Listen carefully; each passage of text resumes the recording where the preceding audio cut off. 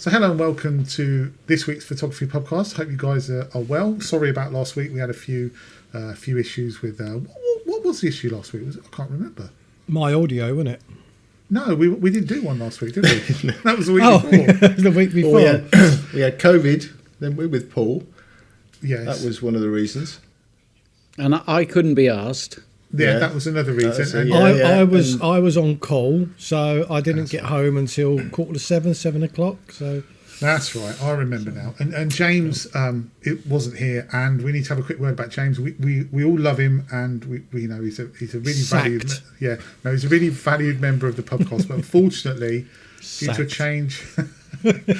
change in his circumstances, he can't make the times we're recording. So whenever he's available, he's not. Whenever he's available, he's back on. But right now, unfortunately, he's been sacked. So no, he's not here. But rest assured, as soon as he's about, he's on, and we're going to try and get some like a regular rota of guests, if you like, to have on. But this week, you're stuck with the four of us because Paul's still down with COVID, isn't he? Unfortunately, so so get well, soon, mate. Yeah, get well, Paul. Yeah. But he said yesterday, didn't he, on the group chat yesterday, that, or it might have been the day before, I feel fine, I'm all right. I'll see you guys on Friday. But it's funny. I mean, obviously I've had it, and 1 minute you feel okay, the next minute you feel absolutely exhausted, and the following day you think, right, okay, I feel good today, and then I think it's kind of up and down quite a lot for at least a couple of weeks anyway. So, Indeed. So there's three of us left then that haven't had it, because you haven't had it, Dave, have you? No. So three have had it, or have got it, and three haven't. So maybe we've been the lucky ones and have all had it asymptomatically. Maybe we're just naturally immune. We can live in hope, can't we? Yeah, and I live in the middle of nowhere, and if anybody came down my lane, I'd shout at them. See, I've got a work colleague at the moment, and it's an awkward one for him because he's got two sons that live in Australia, and he's not seen them for like a couple of years, and he's booked to go to Australia, but obviously there's so many cases around at the moment, and he's not had it, and it's almost like, well, it'd be better if he had it now, because he goes in 8 weeks' time, so I think for the next 8 weeks he's just going to be absolutely terrified, because if he catches it a week before he's due to go, that'd be devastating for him. So I can imagine all these people that do book holidays, especially to these really nice locations, or to go and see friends or family you haven't seen for such a long time. It must be so nervous. He wants to get down to London and ride round on the Circle line without a mask on. He'll be ill by the time he gets home. Yeah. Although saying that, they're doing away with isolation, aren't they? So in March there is no more isolation. So I assume if you get it, you can do what you want with it. I guess it's not so much about what we do about it, though. It's about where you're going, what their attitude is to it. Yeah, that's a good point. Yeah. And I've watched Border Force Australia, and Christ, they don't let anything in, do they? Well, if they didn't let Djokovic in, they've got no chance for the likes of us. That's very true. So, Darren, you were saying something just before we came on. You're drinking a cup of tea, and you're going to... Well, no, it's just I like my tea to be really hot and my beer to be really cold. That's why I didn't bring a beer in with me. So as soon as I finish this cup of tea, mid-conversation, because I've not had a beer all week, I'm going out and getting myself a beer. So, well, it doesn't normally stop you, does it? You normally just get up and do what you want anyway. No, I do try. Yeah, he raises a point and then wanders off to poke the fire while somebody else is talking. I do that. Yeah. I don't realise I do it when we're recording, but when I watch it all back, I just think, but he just disappeared then. How rude was that? If you notice, what happens is you start to get up, and then I very quickly... Here it goes. You've done it.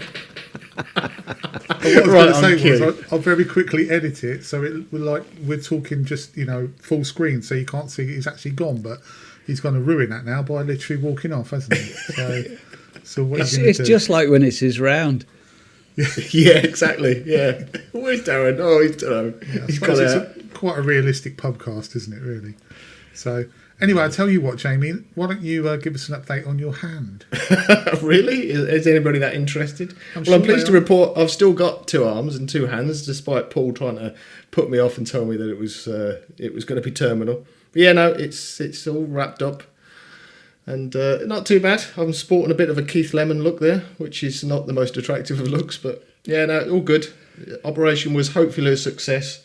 And this will be off in the next few days. But yeah, I was saying earlier on, it's difficult to do. Obviously, you don't appreciate when you haven't got one hand. Now the things that you can't do, and you rely on things like, you know, chopping your veg for when you're preparing your food, and I don't know, even showering yourself with your hand outside the shower like this without getting it wet, you know, arm in the air. So lots Are of you stuff having the other one done as well? Yeah, I will do. Yeah, so yeah, for those that are interested, if you are, it's carpal tunnel syndrome. So I've had the operation in that wrist, and I'm going to have the operation in that wrist at some point in the not too distant future, really. So well, at least they didn't do them both at the same time. Yeah, that would have been a bit incapacitating, wouldn't it? What is the operation? What do they do?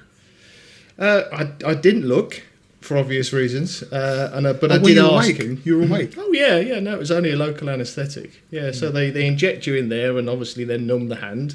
And I was looking at that wall while he was doing his stuff over there, but I did ask him afterwards what he actually does. But apparently they just took a small gash, go in, take all the top layers off, find the tube or the pipe that the nerves are sitting in, and then just release the pressure, because it's effectively the pressure of the nerves or the carpal tunnel nerve on the other nerves to the fingers. So they just release the pressure on that nerve and then put the lid back on and sew me back up again. So it's basically like, I suppose, you know, just releasing some sort of built up pressure in there that's now nice and loose. And you've got a smile on your face, Gary, so you're going to say something really comical now, aren't you? No, I'm just saying that's a technical term, isn't it? They open a little gash, find the pipe, yeah, and then they, you know, put the lid back on, and you're all done. I love it. I had that done. I was desperate to see what was going on, but I couldn't, because it was a vasectomy. I just couldn't see it. But I had the local anaesthetic, and I was like, oh, I bet that's dead interesting. You know, it's like, you know. Would you have really wanted to see that? Oh, yeah. Really? Yeah. I mean, my wife at the time was there with me. I said, you got a mirror in your handbag? Oh, no, Dave. Let's talk about something else. Was she performing the operation, Dave? She was an intensive care nurse, as it happens. Or was she? I was down the wrong end of a caesarean at one point. And that is not something that I ever want to see again. I'll be honest with you. The sound they make when they're ripping the... Oh, God. Hideous. Not very good. Just come back to me when all this is over. I'm surprised you're still there. I know. I can just... Right. Oh, all right. Has anyone else got anything to add this week? Anything exciting that they've done? Anything they want to talk about? No? Yes? No? No. No? All right then. Should we move on to a topic? Let's do it. All right. Let's start with Dave's, because it's an interesting one. He's written a little novel here for us, so bear with me while I read this out. It says, since we all see so many landscape images across social media, there can't be a photogenic corner of the UK with which we are unfamiliar, at least based on seeing other people's images. And it got me thinking that there are a couple of locations within an hour or so of me which I've never visited specifically to photograph, despite them being very well known as excellent landscape photography locations and being easy to reach. Does anybody else have locations not too far away that they've seen online which are on your radar to visit with a camera? So Dave, do you want to start? Where are these locations? What was the question again? I'm not going through that again, mate. It was the other day. I was just sort of, scrolling idly down through some social media feed or other, and I was looking at pictures, and I thought, oh yeah, I know where that is. Yeah, I've seen that lots. That's an interesting one, or that's not so interesting. But places that I haven't been to, not necessarily around here in the instance of these particular images, but it occurred to me that if I were in these locations, they'd be immediately recognisable to me. I mean, a good example is when we went to the lakes and we walked up onto that fell, and then the sun came up and illuminated the Langdale Pikes. Now, I knew it was the Langdale Pikes because I'd seen it so many times from that location. And it just occurred to me that there must be other locations around, and particularly not too far away from us, that we might want to go and have a look at. For me, because I'm sort of up in the very top corner, as soon as I cross onto the mainland, I'm right in the heart of the sort of the most rugged part of Snowdonia. But the national park is pretty big compared to my little corner of it. So the sort of locations that I haven't been with a camera require me to drive past the more spectacular locations, which is probably why I haven't done it. One in particular is down towards the southern end of the park in the Mouthach estuary.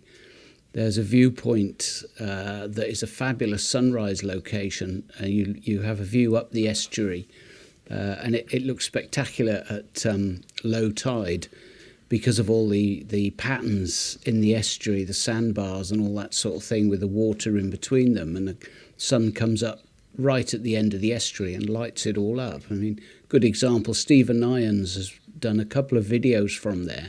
And both times I know exactly where he's standing, but I've never been there with my camera. And also other areas of the park, particularly around Machynlleth. When you get up into that neck of the woods, there's lots of spectacular scenery. Tallaght, Cadair Idris. I know these places really well. I've walked the trails and climbed the hills, but never taken a camera specifically to, right, I'm going to make some images. I've taken pictures. I've got pictures of them, but pretty much just snaps from other events. So yeah, just kind of around the southern periphery of Snowdonia is a few spots that I need to get my act together and go and visit.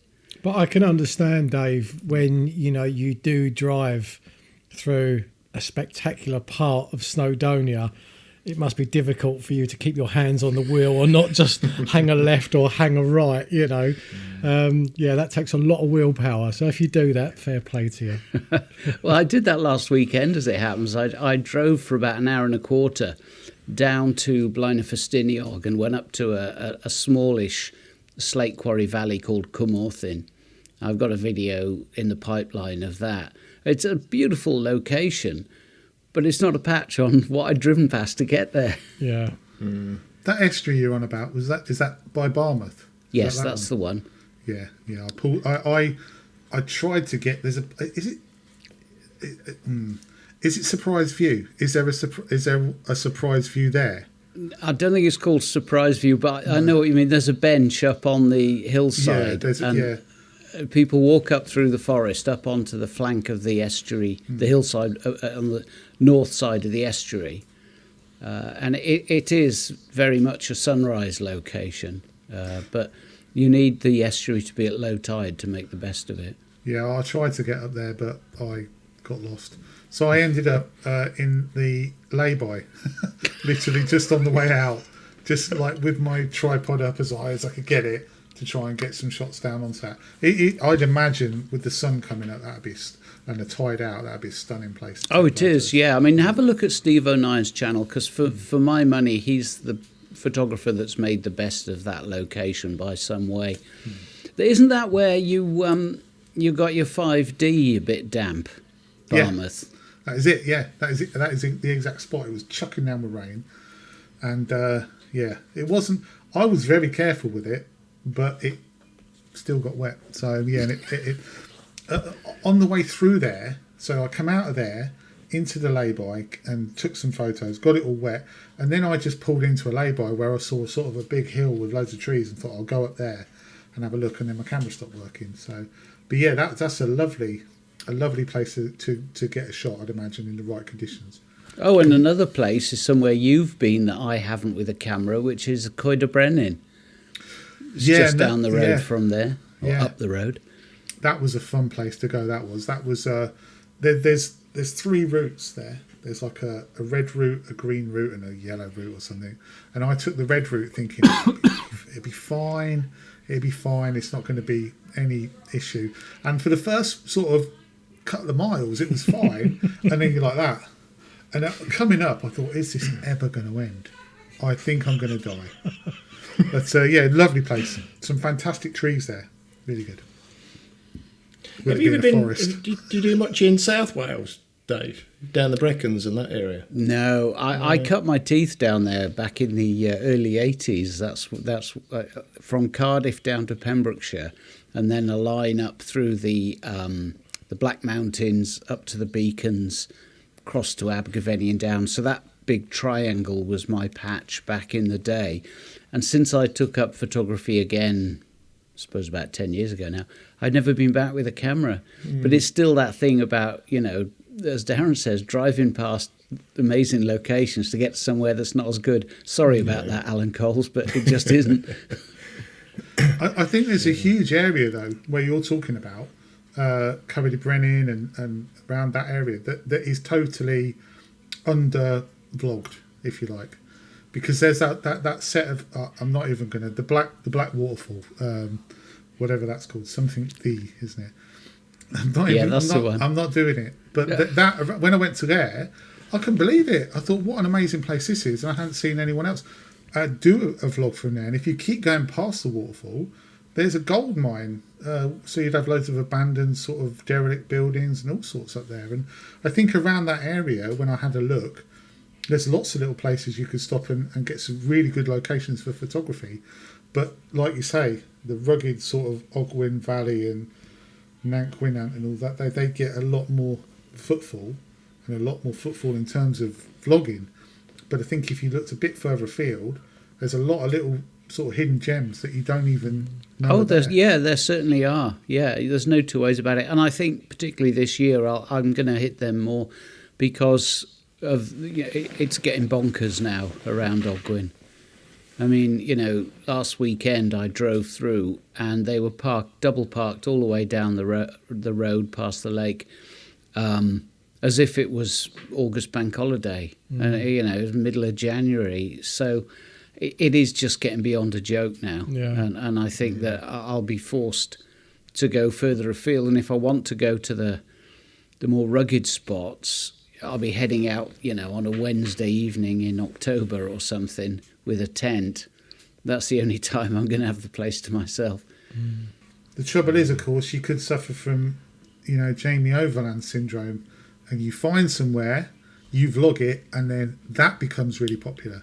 Because Holme Fen, the amount of people who go there now compared to the amount of photographers who went there before Jamie started, wow, it's exponentially. Before I put it on YouTube, put it that way, there was a lot of people, taking shots down. There's a lot of good photographers that still take some really excellent shots around Holme Fen.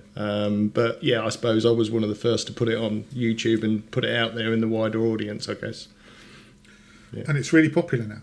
I look on Instagram, and a lot of people I follow are there almost every week. Yeah, well, I don't blame them, really. Trying to get Jamie's autograph, aren't they? That's what it is. Oh, I'm not criticising them for it. I'm just saying that it shows that the Ogwen Valley is a hugely vlogged place. I mean, how many there must be multiple into teens of vlogs where they've gone up the side of Affoncleur and shot back down. Thank you. I got that right, didn't I? Close. Yeah, I saw it. Oh, come on. Give me some credit now. I was quite good there. But they've shot back down and shot Trevan. Oof. I know. But it's like a little mecca for people who watch videos to go there and to walk up the side of that hill and to take that shot back down over Clinogwen. And it's... No, you're absolutely right. And I mean, there's an argument that, I broadcast it far and wide and promote Snowdonia as a destination. And I love it when people put a good image up of Trevan and whatever. I'm always there with the thumbs up button on the go. The issue I have with the way it's being treated is not people like us, and not by us I mean photographers, I mean people that are proper hikers, people that have always hiked, whether or not they couldn't go to Malaga on holiday because of a global pandemic. But there are increasing numbers of people who are seeing it as a park You know, it's like, oh well, there was a couple and a young kid up in Cwmidwal the other day, and they came up to me and said, "Is this the way up to Glydafawr?" And I said, "If you've got to ask me, you don't want to be going up there in these conditions, because if you don't even know where it is, and the clag is down around 800 meters, you're off your head." And they had a little 5 or 6 year old with them.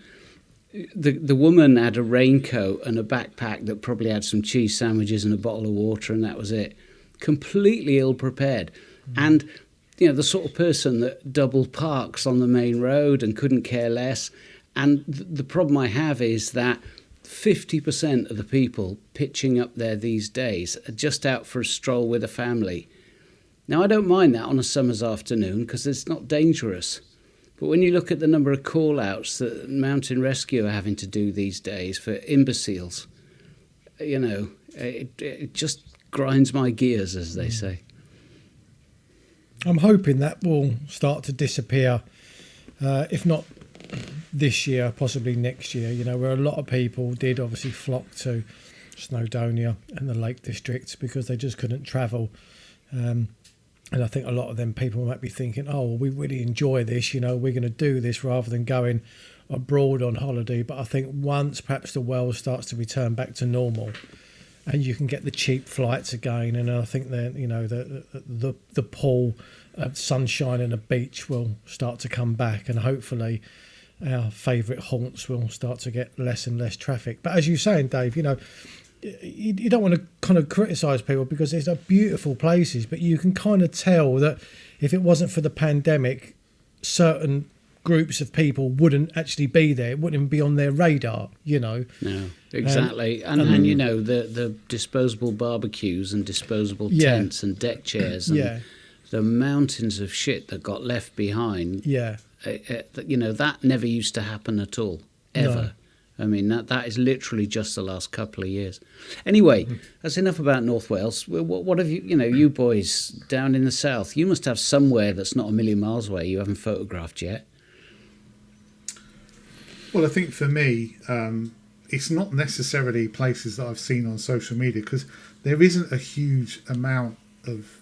In fact, while you've been talking, I've been trying to think of somewhere that's really quite popular here on social media that I haven't visited, and I don't think there's, off the top of my head, I can't really think of anywhere. There's places that I've been to that I've hoped were good, so like the Ivanhoe Beacon, for instance, which you would assume would be quite good. It's got views all around. It's it's probably one of the tallest parts of Hertfordshire. I think it's Hertfordshire.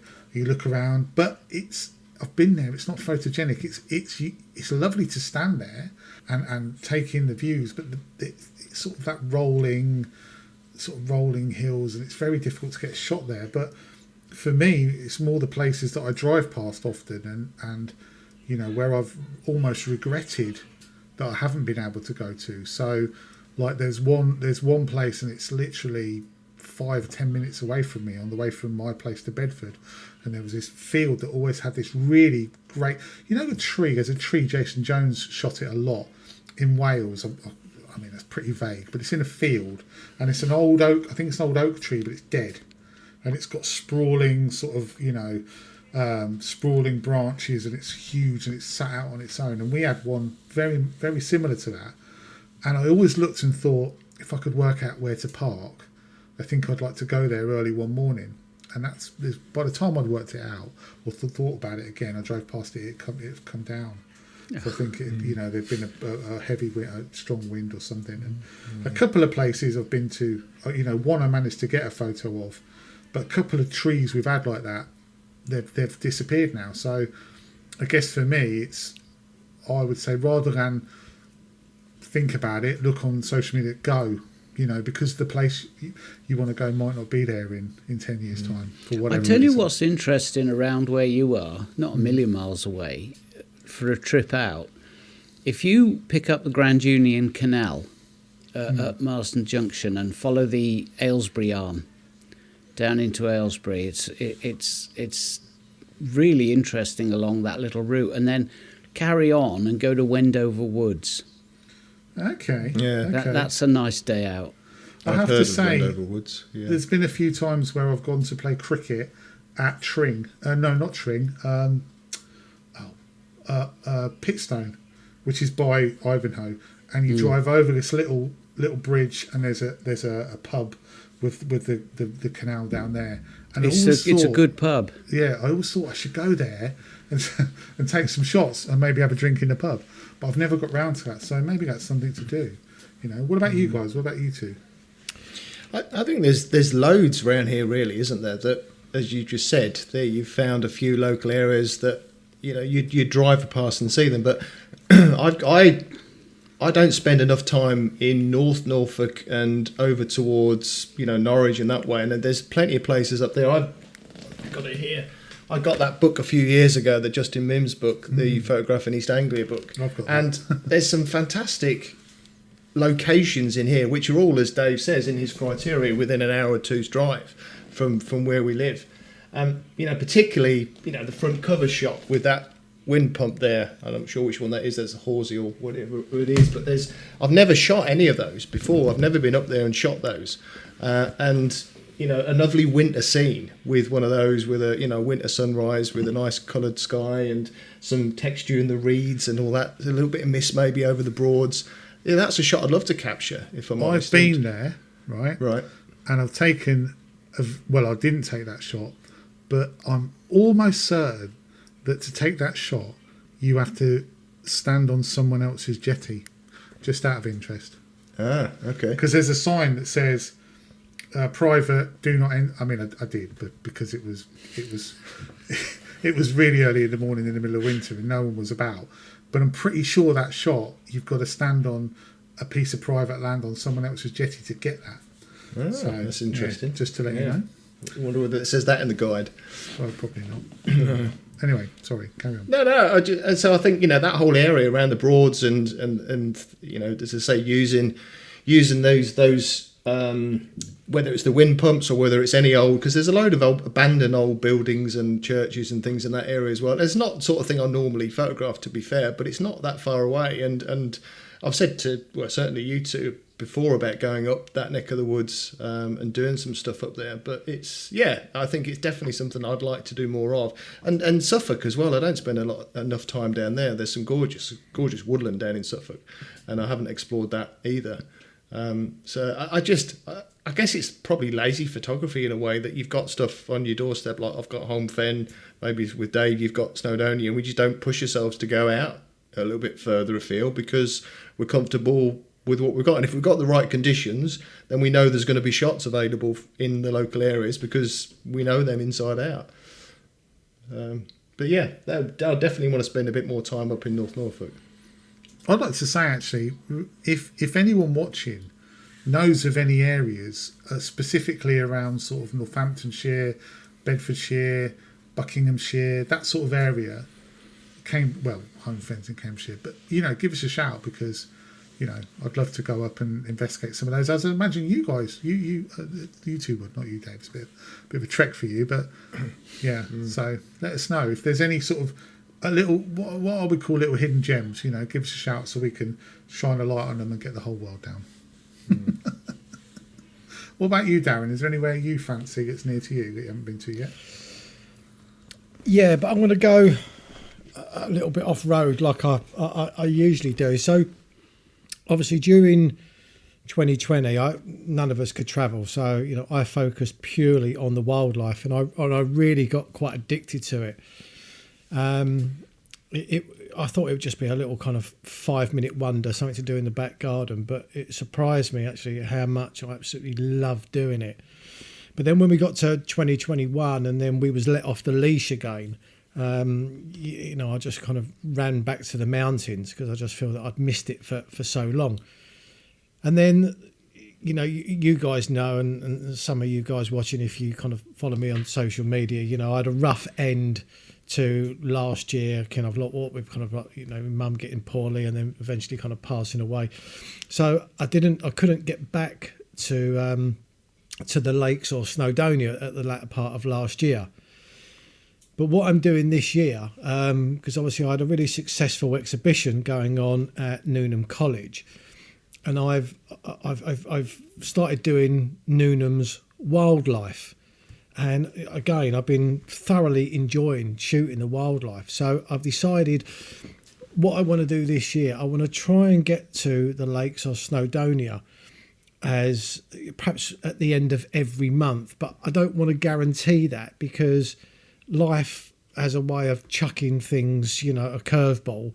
And then you end up kind of like thinking, oh, I'll go next month or the month after. So I really want to infill it with as much wildlife photography as I can. And, you know, you guys may have heard me say this before, and I bought the same book as you've got, Jay. I've got that Justin Mims book. And I'm not trying to put Justin down by any stretch of the imagination or the photos, but I picked up that book, and apart from Pin Mill, there was nothing in that book that I just thought, oh, I can't wait to go and shoot that. This area just doesn't inspire me at all, where the wildlife in this area really does. So the answer to your question is, I'm going to start venturing out more and more to some of the nature reserves that we have absolutely in abundance in Norfolk and Suffolk. And then that way, if I plan to go to, you know, the mountains, if something happens that, you know, I can't actually make it on the day that I've chosen to go, then it makes no difference. I've still got my wildlife photography to fall back on. And I think that's where I was getting a little bit frustrated, because if I couldn't get to the mountains, and I kept thinking, oh, well, I've been out, you know, around the fens and it's not doing it for me, but the wildlife does. So we was meant to go to Clay this Sunday to actually go to the nature reserve there. It's an RSPB, but the weather's looking really good on Sunday, so I'm actually going to go into the college to shoot the wildlife there. But if it wasn't for that, then yeah, I would have taken myself off to a new nature reserve that I've never been to before. So if that answers your question.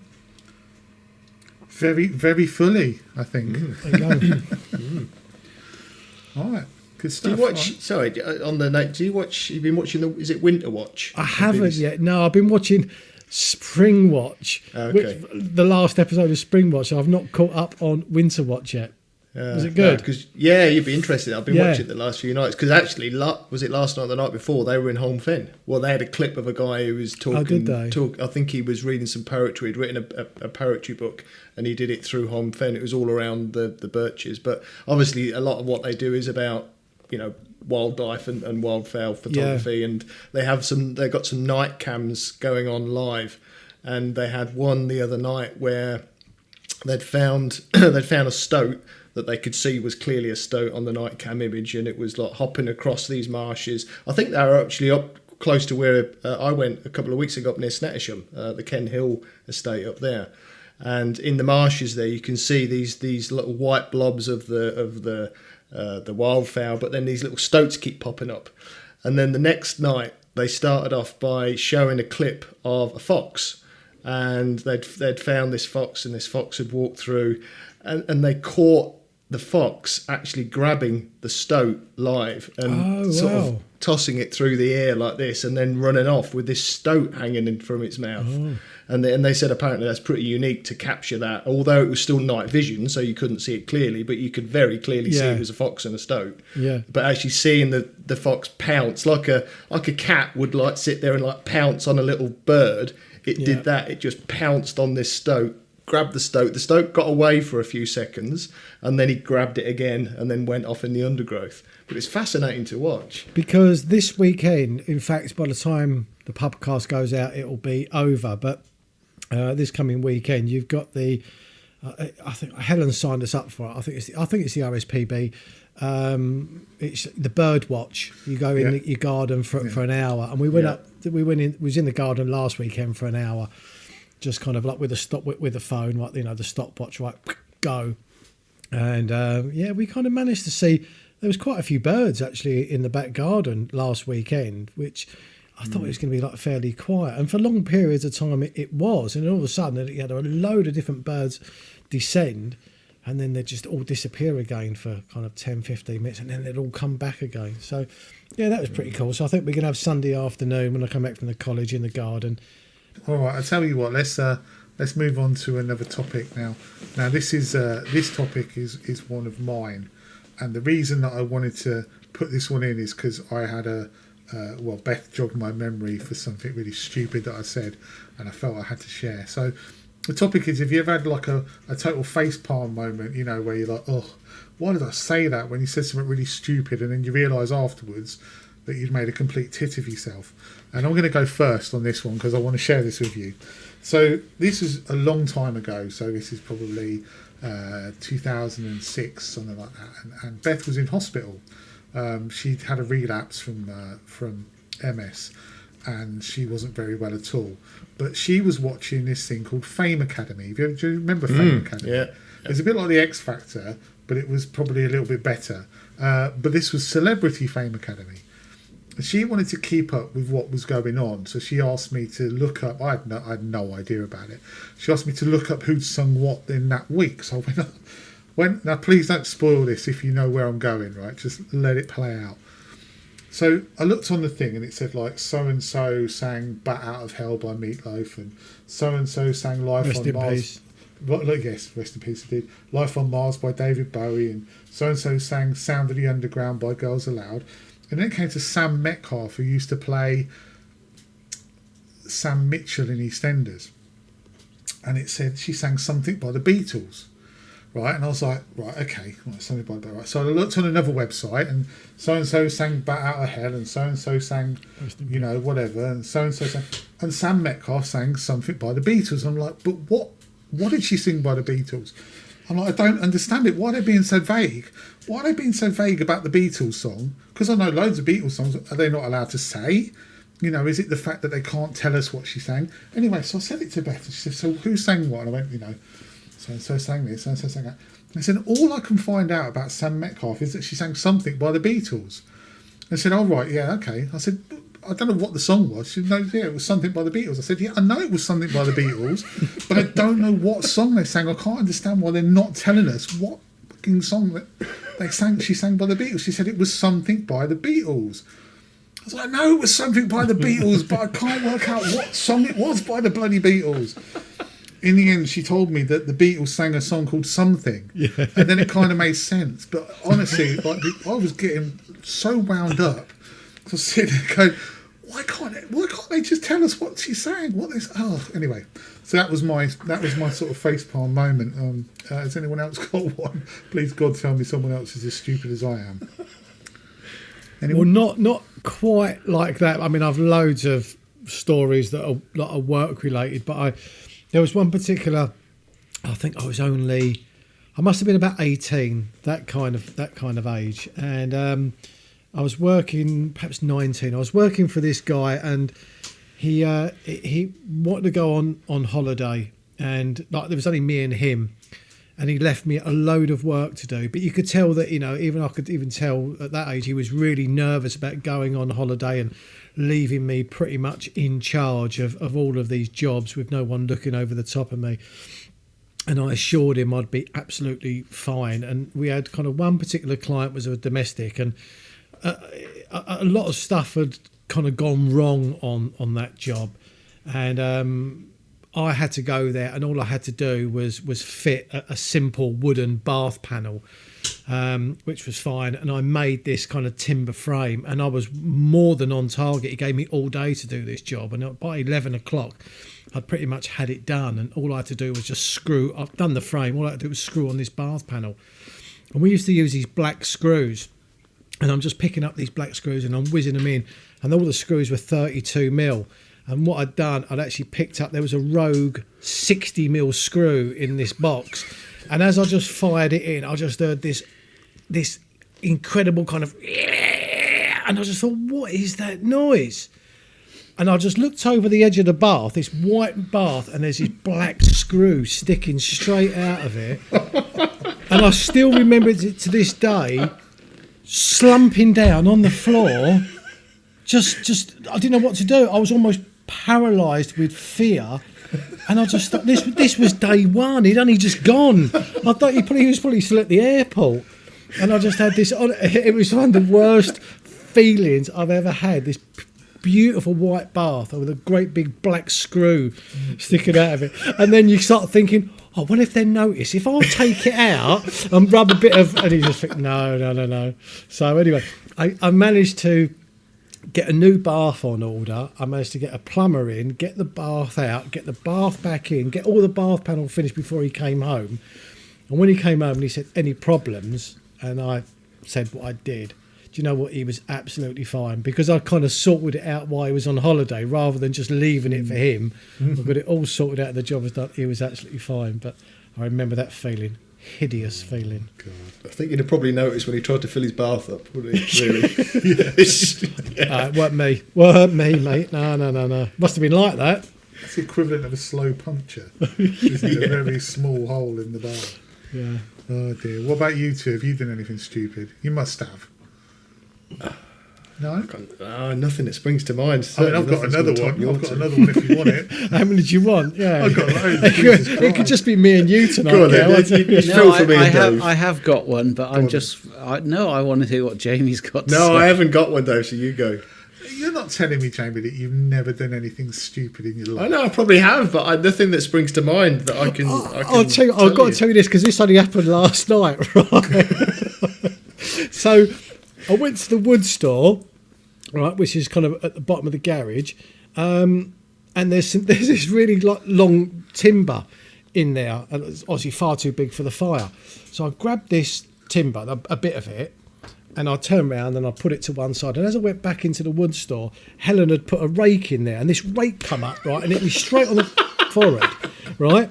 So I'm rubbing my head thinking, Jesus Christ, didn't you see that? So anyway, so then I went and got the other bit of wood, and I took that out, and as I went back in there, the rake come up.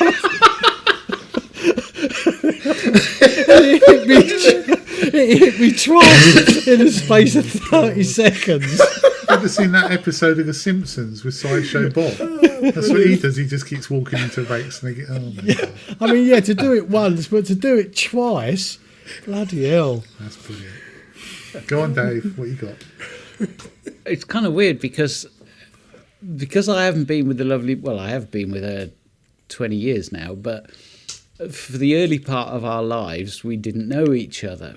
So we've kind of found out about our backstories over the years, and she can still come up with an anecdote that I haven't heard and vice versa, but she always sort of ends up, when I've sort of shared something that never thought to share before, she always says, my God, I can't believe how naive you used to be. Because she said, everything you tell me, you sound like you've got no clue how the world works. And I said, well, I grew up in a little mid-Wales town, and you know. So this kind of was my first foray into a big city, and that's if you can call Cardiff a big city. So I was very naive. I was probably about 20 years old. And I just moved up to Cardiff, and I was living in a bedsit on quite a well-known street. It's immediately over the river from the stadium, you know, the Millennium Stadium. There's a road that runs along the embankment called Fitzhammon Embankment Terrace, can't remember. Anyway, I got this cheap bedsit, and I kind of got to know a few people. I'd been living there a month or two, and there's a pub on the end, at the end of the road, and I was meeting some mates in that pub, so I had to walk all the way along this embankment. And it was sort of late autumn, so the night was dark, and it was probably about 8:30 at night, and I'm moseying down this embankment, and I'm kind of a bit nervous because Cardiff's a big city, and I was just a little short ass with national health glasses. I could easily be relieved of my wedge. So I'm about halfway along this embankment, and this wizened crone looms out of a dark alleyway at me.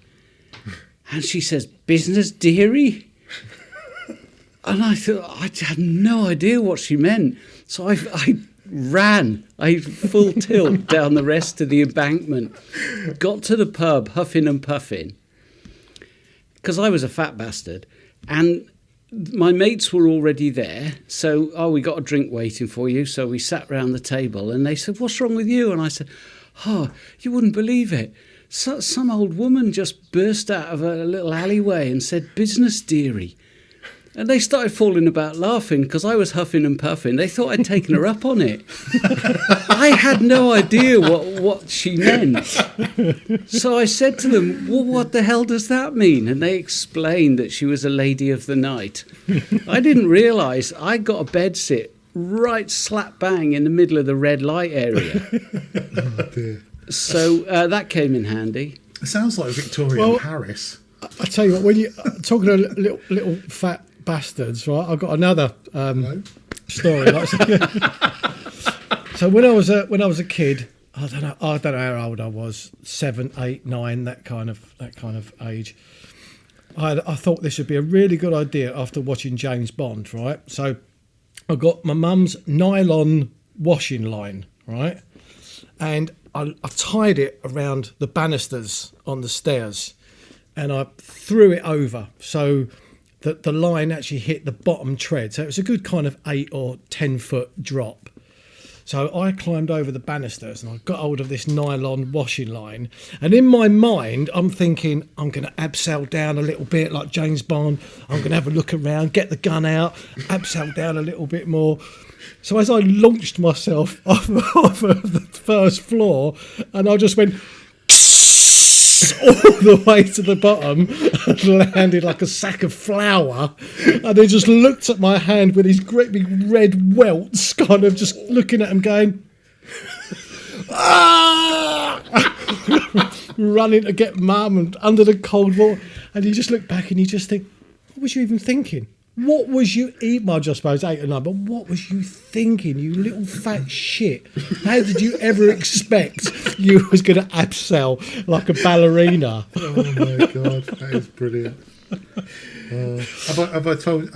I don't know. See, the thing is, I don't know if I've told you about the time I worked in the co-op over Christmas with the shopping trolley.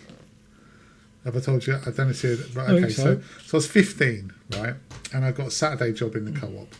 And I was the worst Saturday job person you've ever met. So I smashed things, I dropped things, I put stuff out in the wrong place. I was terrible. I don't know, at 15 I had absolutely zero common sense. And the manageress was this woman, she must have been about 50, I reckon, but she looked like about 70.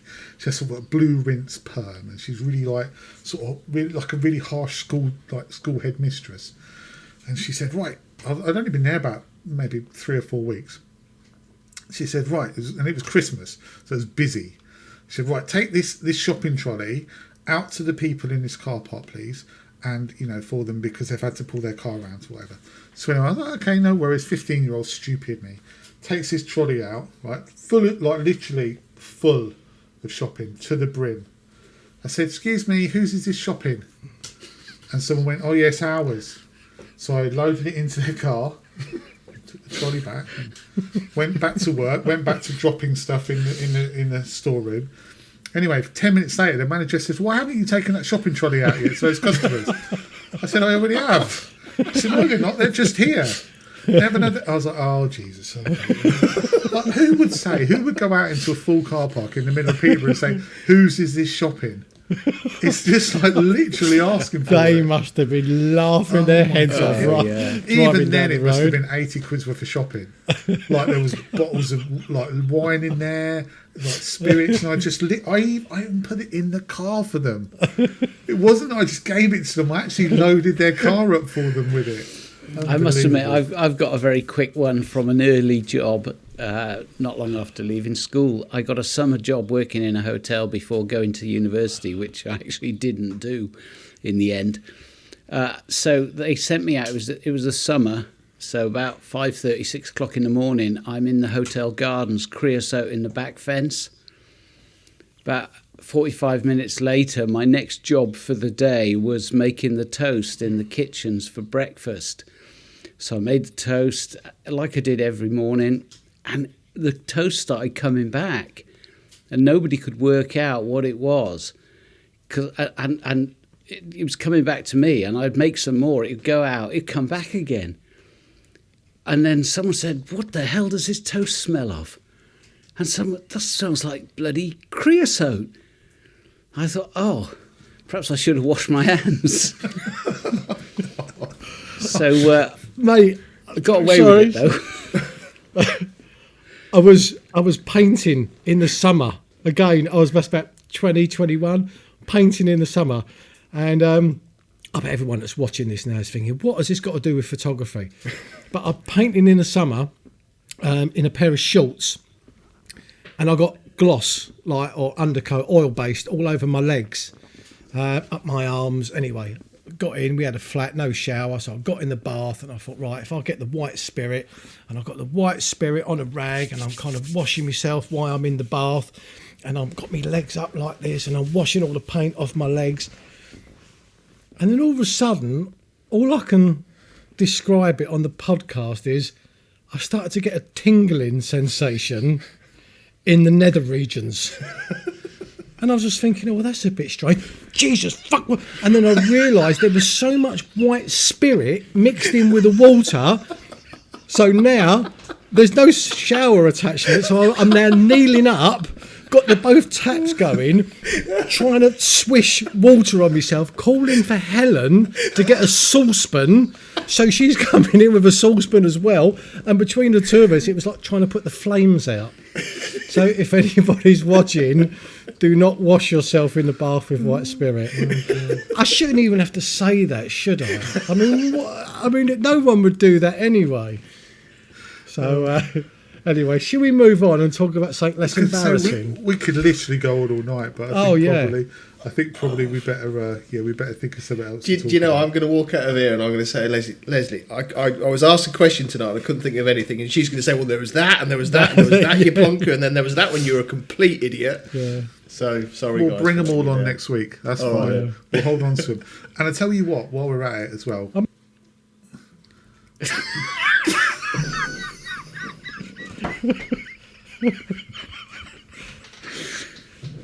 Oh, that's a thumbnail right there, isn't it?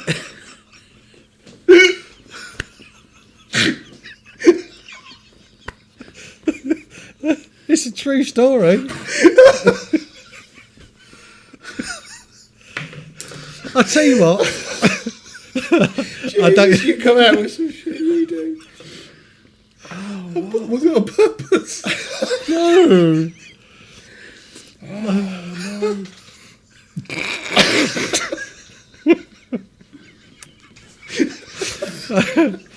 So, I don't know what to say.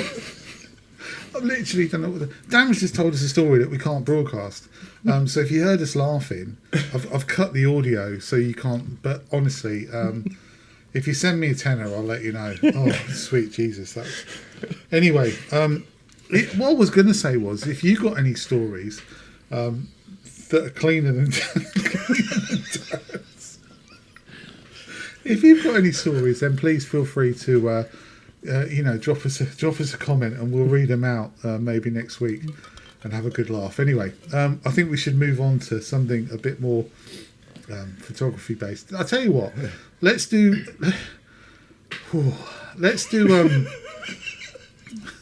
the question we had from Jen Oldham. By the way, hello Jen, I hope you're well. I think she's going through all of our podcasts on poor woman. But yeah, welcome to the podcast. Hope you're enjoying it, Jen. And she's asked a question. She said basically, if someone was to ask how to start a photography channel, what would you say to them? And then there's a few other bits. Is it worth it? Ideal vlogging gear, how to come up with video titles, things someone thinking about starting up might not consider. So, I mean, this is quite a broad topic, and we do kind of cover photography, sort of non-photography, and then a bit of vlogging, so I thought this would fit in quite well. So does anyone, I mean, how would you start up if you were starting again, how would you start up, and would you say it's worth it? So I don't know who wants to go what I first would say to anyone that's thinking about starting a channel is just be aware how much work actually goes into them. There is a hell of a lot of work, that goes into it. So it has to be a labour of love. You can't do it for any other reason. You can't do it for fame, because you won't get famous, or very, very slim chance. You can't do it for the money, because let's face it, I don't think I've earned enough to buy a bag of shopping this year, let alone a week's worth of shopping. So you have to do it because you genuinely want to do it. That would be my advice. And if you enjoy doing it, then I would say go for it, because they're great to look back on. Yeah, I'd agree. Yeah. I think the other thing I'd say as well is that it's getting harder as time goes on. It's getting harder and harder to become a landscape photography vlogger, because the obviously if you're doing it for yourself, that's immaterial. But there's so many people now. Like when we started, there was probably maybe, I don't know, let's say a rough estimate 30, 40 people doing it, maybe a bit more, 50. I'd say it's into the hundreds now, and that's just in the UK. So if you're doing it for exposure, or you're doing it for anything other than, like Darren said, the love of it, you're going to really struggle to get numbers, because it's so saturated now. And so you need to bear that in mind. If you're not doing it because you love photography, you probably need to go and find something else to do. Would be my advice. Yeah, Sorry, go on, Jay. I was going to say, I agree with both of you, and particularly what you just said there, Darren, about if you want to keep it as a record of your time out with a camera. I think it's a great thing to do. Look at what James has done. For instance, when he's done all the Wainwrights, he's got all those on video. Yep. Yes, he's released them on YouTube, and he did that because he enjoys doing that. But he's also got a video record of him doing that, and he'll always have that. And I think that's a really good reason to want to create a channel, because I totally agree. You're never going to get famous or rich or anything from it at all. But I think if also you fancy, if you're a photographer and you fancy dabbling with videography because your camera can do both, and see how you get on with it, then that's another reason to give it a go, because you do learn a new skill. You learn how to balance frame rates and all the rest of it, and then you learn how to edit video and how to create a moving film rather than a still film, and that's a good learning process, and it's quite enjoyable doing that and learning it. So do it because you think that you want to try and do something different than just going out and taking a shot and coming back and leaving it on your hard drive.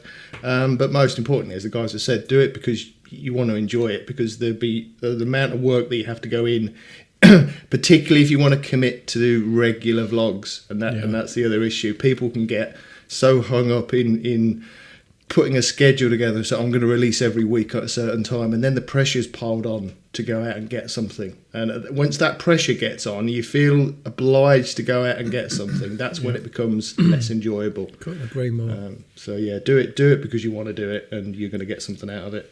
But that's an interesting distinction, because it's very easy to start up where you're just documenting it for your own purposes.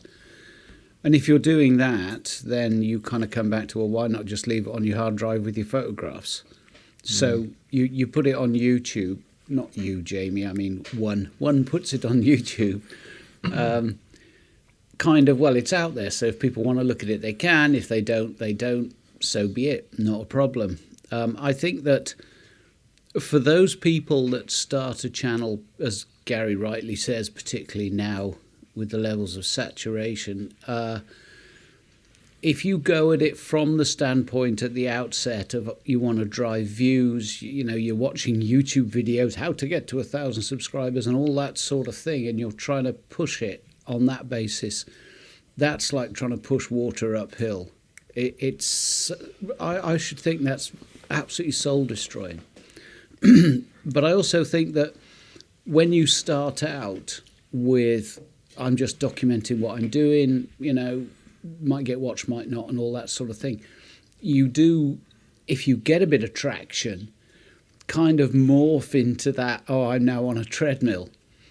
And my experience was exactly that. And then I had to really stop myself and think, well, who am I doing this for, and why am I doing it? And so, to be fair, I sort of very quickly morphed into sort of, I started out as, well, this is just me in the mountains or down the coast for my own amusement.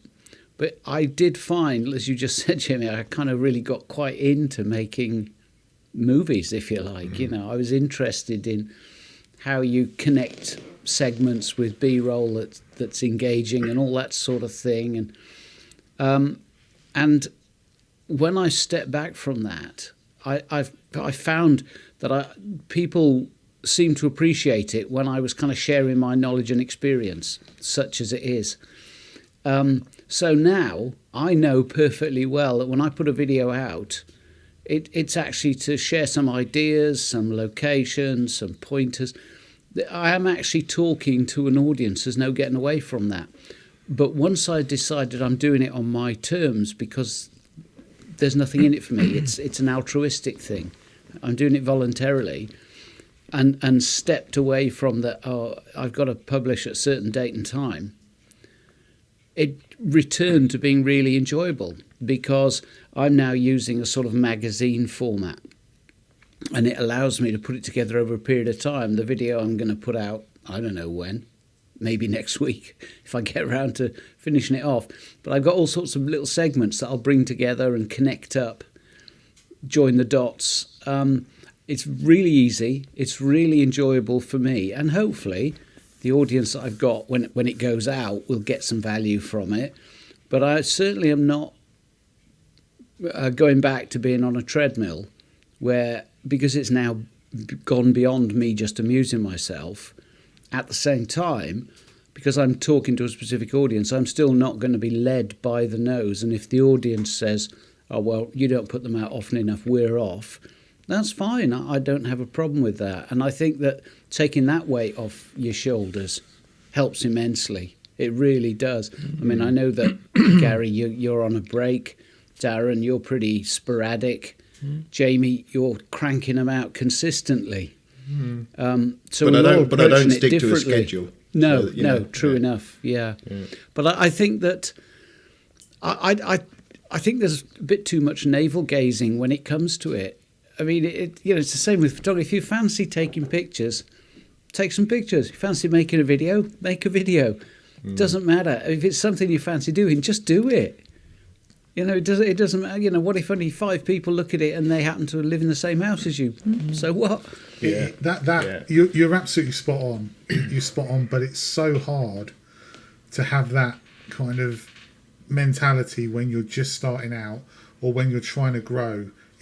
You have to be, I'll be honest with you, you have to be a really special person not to follow the numbers, not to follow the views, not to be enticed by people saying, review my product. We've all done it, and it's so difficult because you're tempted in. You think that's what it's about, and everybody goes through that, I think. And I think if you can go, you get to a point, I think, where we're all at, or where we've gone past actually, where you go one or two ways. You either go where Dave's saying, and you say you build up and build up and build up his views and numbers and sponsorship and whatever, and you get to a point where you go, no, I don't want to do that. That's not what I'm in it for. And you kind of go off onto your, I've almost gone back to where I started. I'm doing it because I love it way. Or you go down that other route of sort of, I need to put stuff out every week. I need to get as many views as I can. I need to build my subscribers and continue to grow. And I think that when you first start, everybody gets sucked in a little bit to the sort of YouTube bubble of, you've got to do it for numbers, you've got to do it for views, you've got to do it for sponsorship. I think we've all probably reviewed something. I don't know if you have, Darren. Have you reviewed something? No. I think most of us have reviewed something, and it's just, I just think it's really hard to turn that sort of thing down. And it's really hard sometimes. I'll hold my hands up and say, there have been times when I've thought about, what if I can, get a sponsorship with Squarespace? What if I can, get something with K&F where they're bringing me stuff in every other week and I'm reviewing it? But I think you have to look and kind of go, is that really what I want to be? Is that where I want to go? And that would be my advice if you're starting it. It's absolutely worth it, and you will get seduced a little bit, but you got to try and remember to hold on to why you're doing it in the first place. And if you can hold on to those principles, Well, it was funny. I had a video on YouTube, which I can't remember if it was for new viewers who saw this video every time they went to my channel, or return, or people that subscribed. I can't remember, but it was a video that I'd done on there for a while. And just the other day, had nothing to do, and I just thought, oh, perhaps I'll just choose another video just to freshen it up a little bit. And I watched a video that I made, I think it was about a year ago, would have been just about a year ago now, and it was why I stopped vlogging.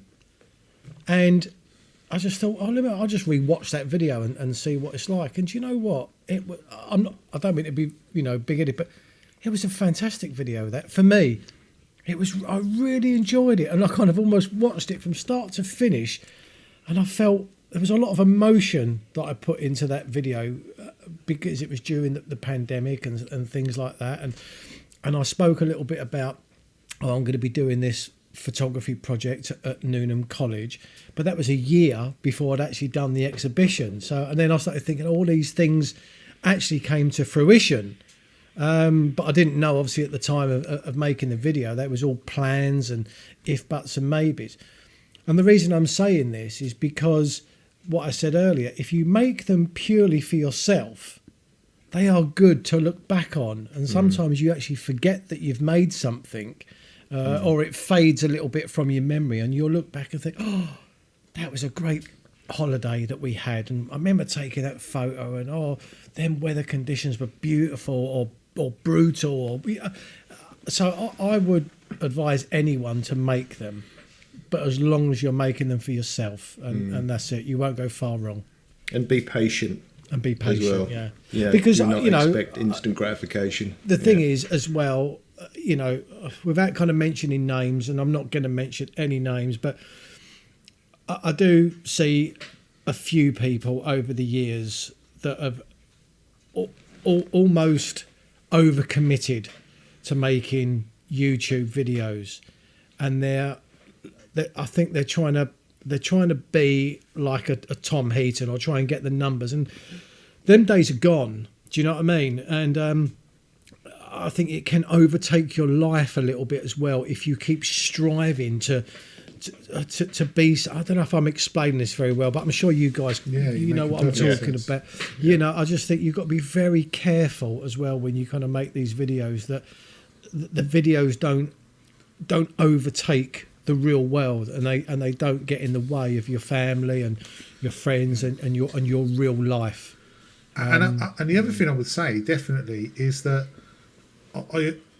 I know it's really hard. It's really hard to believe this when you're starting out, and whenever you hear it, you go, yeah, right, okay, whatever. It's just because you've got so many thousand subscribers or whatever. But just one person, if just one person watches your video and takes something from it, that is what should really drive you. It doesn't matter if it's 1 or 1 million people.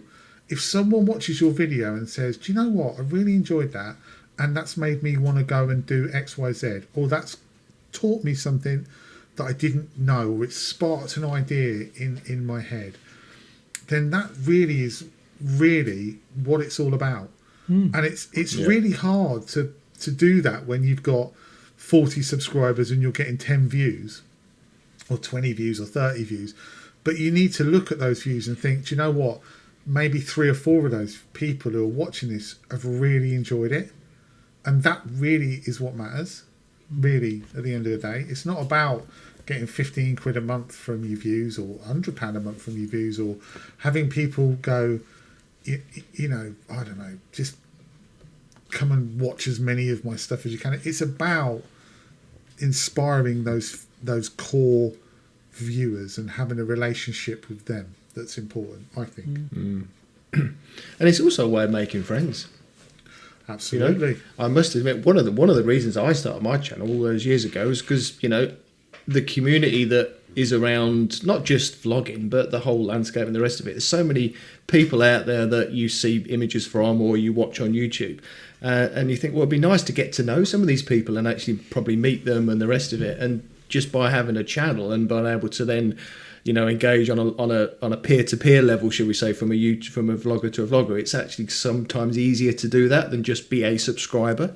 And I sort of went over the fence to a vlogger, and I've made fantastic friends with you guys and loads of other people in the community through actually just vlogging. Whether your channel's any good or not, it doesn't really matter, but it just gets you more connected with like-minded people. So you've got other things to discuss and other things to talk about. So yeah, couldn't agree more. If one thing YouTube's taught us, I think, is that photography doesn't have to be a solo experience, a solo pursuit. It can be something you can do with friends. And I, I've had a couple of beers, but I'm proud that you guys, that I've made friends with you guys. It's one of the. If I never do another vlog, I will have so much that I've got out of this by being friends with you three. Absolutely, and all the other people. I mean, I know that we would happily go out and do other stuff now outside of photography because of the friendship we've got from YouTube. It's amazing, and so if for nothing else, it's worth it just for doing that. No, I couldn't agree more. Yeah. So give it a go, whoever wants to do it. You never know where it might end up. Yeah. And all this stuff, like how to come up with video titles and all that sort of stuff, and what's the ideal vlogging gear. The ideal vlogging gear is what you've got on you at the time. Titles, don't worry about titles, worry about content, worry about putting your passion across, worry about being yourself. Don't worry about what it says. It doesn't matter if, because there are titles out there, if you put disaster, hate, idiots, all of that will get you loads and loads of views, but that doesn't matter, because what matters is what they're looking at. It's the content, and it doesn't matter if you just sit there and talk to the camera. As long as you're passionate and that comes across, that's what matters. It's building more of a long-term subscriber base that will always come with you. By those headlines, you're going to get maybe a short peak of views, but they'll bugger off the next week. They won't want to come back and watch you do a normal vlog. So yeah. Olympus, for example, don't put Olympus in your title. You just get. Oh dear. I think we've got time for one more question tonight, and this is another one from the Facebook page. I've got to say, by the way, I think we all agree. Thank you so much for everybody who's posted questions. Definitely. We are 100% going to get through all of these, because to a question, they're brilliant. And if you want to add more, then please feel free. It's on our Facebook page, and the link's in the description. If you've got anything, and they don't have to be about photography either. They can be about anything. All of these are very on track. They're very on point. They're all about photography. But if you want to ask, any of the questions... What was your favourite pet, for example? Exactly. Smile a lot. And why? Then we'd be happy to... and we'd be happy to accommodate some of those questions. You're going to get a few tenors sent to you. Yeah, people are going to want to know what this is. Oh my god, I'm going to have to make it 100. Anyway, we got this one. So if you want to ask a question in the Facebook group, please do. It doesn't have to be about photography. But thank you so much for everyone who's asked one so far. We got one here from Justin Crane, who is actually another fellow vlogger. And he says, why do vloggers, bloggers and toggers, I like that, say that you need a style? Is an individual style just the current trend, or should all of your images in a given genre have similar traits? That's an interesting one, I think. So who wants to start off with that? That, do you know what that is? Is that Canadian? That is my Domino's. Right? How's the healthy eating going? Terribly. Do you know the worst thing? I did 2 weeks. I did 2 weeks of dieting, right, and then I gave up, right. And at the moment, I'm on a tin of rice pudding minimum a day, along with other stuff, and I haven't put on any weight. I'm literally the same weight as I was when I finished the diet. A tin of rice pudding. Oh my god! A day. It's like you're a drug. It's like you're a druggie. Oh, I'm on a tin of rice pudding a day now. Yeah. Well, it clogs the needle up a bit, though. I'm weaning myself off. I'm going on to semolina. Well, they call it, isn't it? Ambrosia is the food of the gods, so I can't argue with that. Anyway, should we answer Justin's question? Because, hurry up, because my... Because your double dose is getting cold. Yeah, so, who wants to go first? Sorry, what was the question? It was... I was fixated on the Dominoes. It was what toppings has Gary got in his pizza? Oh, style, was it? Sorry, style I'm of having a photography. tandoori hot, by the way. Sorry, style of photography. Sorry. Yeah, it says, is it an individual style, just the current trend, or should all of your images in a given genre have similar traits? I think there's a... Oh, go on, Jay. No. I was going to say, we talked about style, haven't we, before, I think, on a probably a related topic. Because I think, did we say that post-processing, for instance, people tend to process files in a certain way to give a certain look and a feel. And that sometimes creates their style because it's their style of processing rather than anything else. So whether that's what Justin means in terms of, does the end product, convey a style, and therefore is that style linked to the way you processed? But I don't think there's a particular style of photography that anybody should have. I think you take pictures in the way you want to take them, you compose them and do the rest of them, but I don't think it actually creates a style as such, does it? I think people could recognise your work potentially because maybe your work is is taken. You prefer certain compositions, certain lights, certain subjects than others.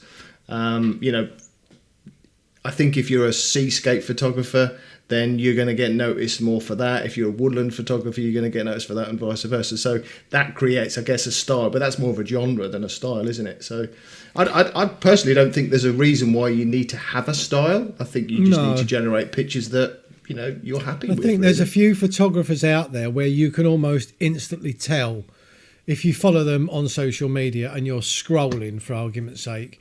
Like Mark Littlejohn will spring to mind. You can almost tell that that's a Mark Littlejohn photo without even seeing his name as you're just scrolling through.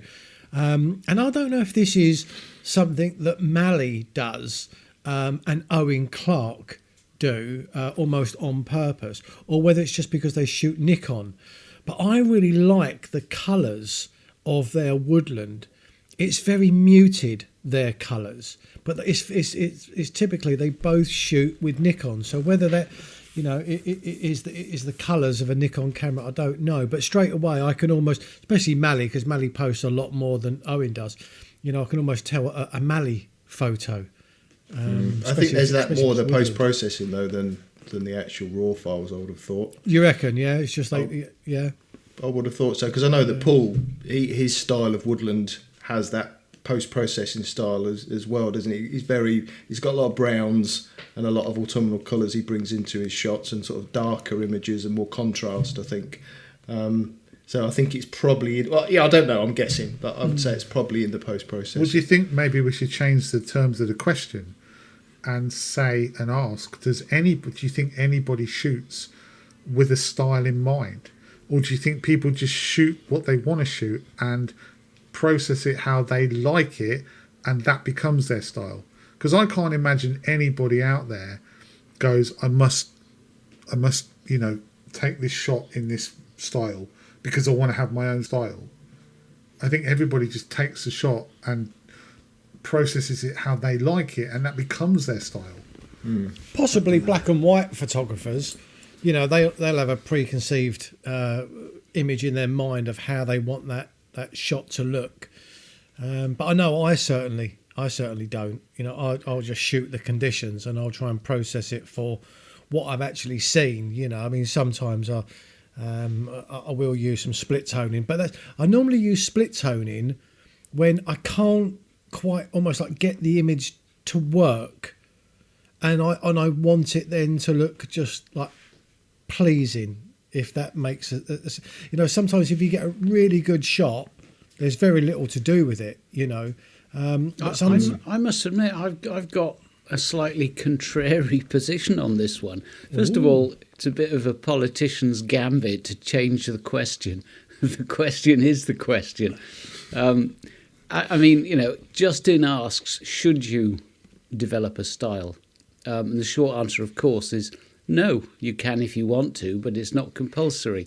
However, I think that for myself, I did gradually evolve a particular style.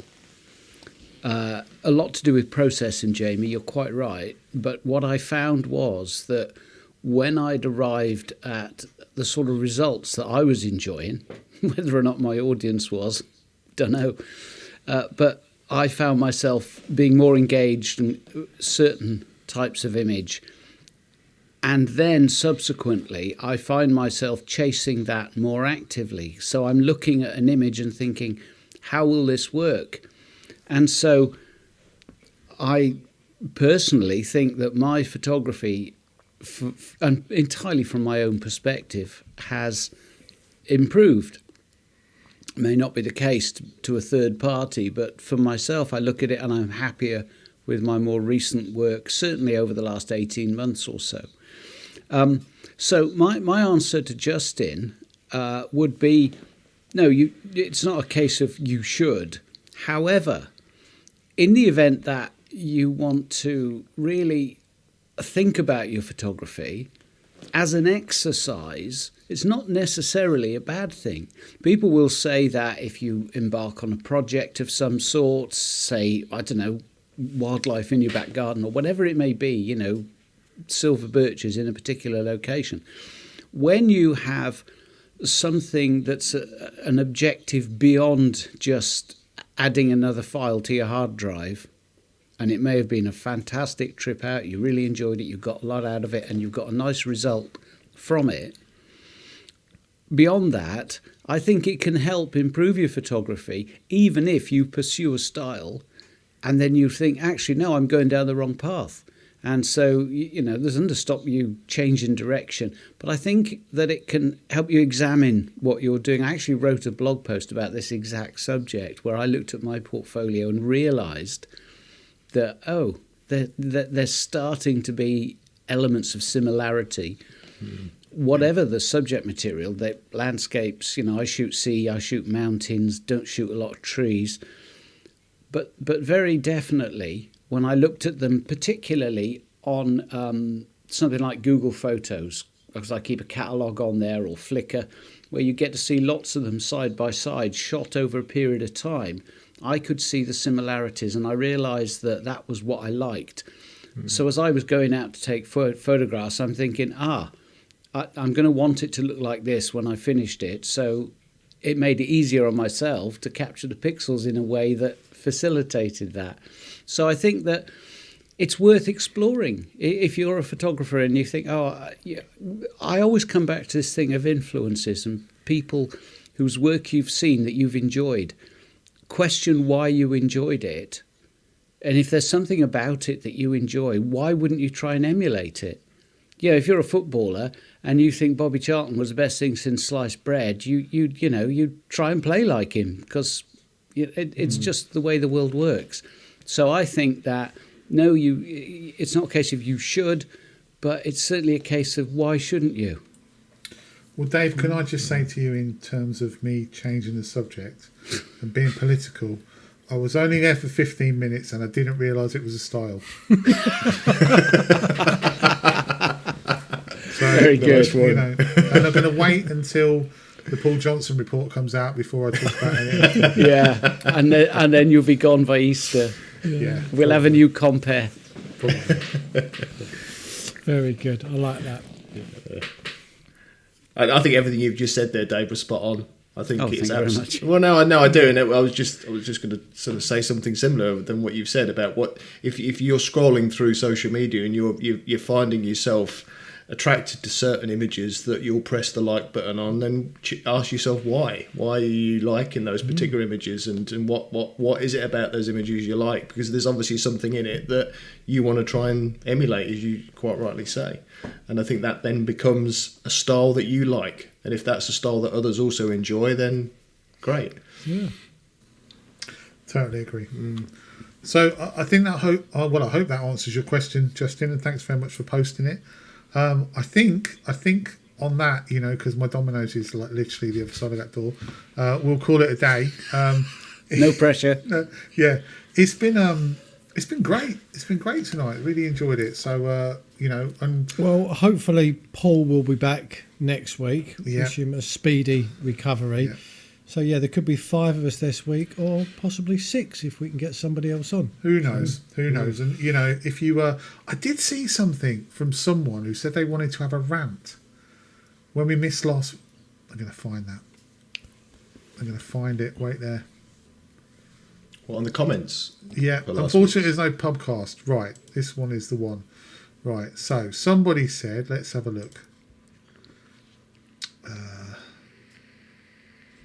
Connor Flynn, if you're watching, he said, I'll host it for you this week as I've got a bit of a rant brewing. So, Ooh. I mean, Connor, maybe we should invite Connor on. I tell you what we could do, Yeah? because people have been absolutely fantastic in actually typing in their questions on Facebook. But what you guys could do, you could actually video yourself asking the questions, and then what we could actually do is show you asking the questions, and then we answer it from there. That's a great idea because I'd love that extra bit of work. I mean, thanks so much. Yeah, just can you put the file format out and the audio format? Sorry, so it no, all no, syncs no, together? actually, Sorry, do you know no, what? type it in Facebook. No, yeah, do I'm you know really what? sorry. No, actually, Darren, that is a really good idea. Thanks, mate. And I tell you what, I'll put my email address below, not my personal email address. I'll put my photography email address below. If you want to put anything into us, then drop us a line and we'll sort out the what format and how to send it to me, and then you can ask us a question. We'll put you on here, and then we'll answer that question if it's a good one. Yeah, Okay. Yeah, That's yeah. good, doesn't it? A lot Yeah, safer why not? than the live test that we did, which Well, I'd love to bring that live one back, but I think we need to work out a little bit of a bit more of a structured way of doing it instead of bringing everyone on at once. Anyway, yeah, do that. Actually, send in your questions. Connor, please send in your rant. I want to know what it's about. Unless it's about me, in which case I don't want to know what it's about. But if it's about anything else, then send it in. That's a really good thing. I think that's a good point, though. It doesn't just have to be a question. If you've got an observation to make and you want to, elaborate a little bit, so that then we can pick up on that, I think that would be good as well. Yeah, and if you want to really good share a idea. story, like we've all shared stories except for Jamie about our embarrassing past, then please do that, and we'll be more than happy to put those on. But try and keep the video under 60 seconds. Yeah, under 60 seconds. Yeah. Unless it's a Under- good story, and we'll give you 2 minutes. Yeah. Yeah. All right, sounds great. Brilliant. So there's an email address in the description. So if you want to pop that in, then that'd be brilliant. Anyway, with that piece of just where did that come from? I think we'll say good night, and we will all see you next week. And thank you ever so much for watching. Good night. Cheers, guys. Bye. Bye bye. Bye bye. Bye bye.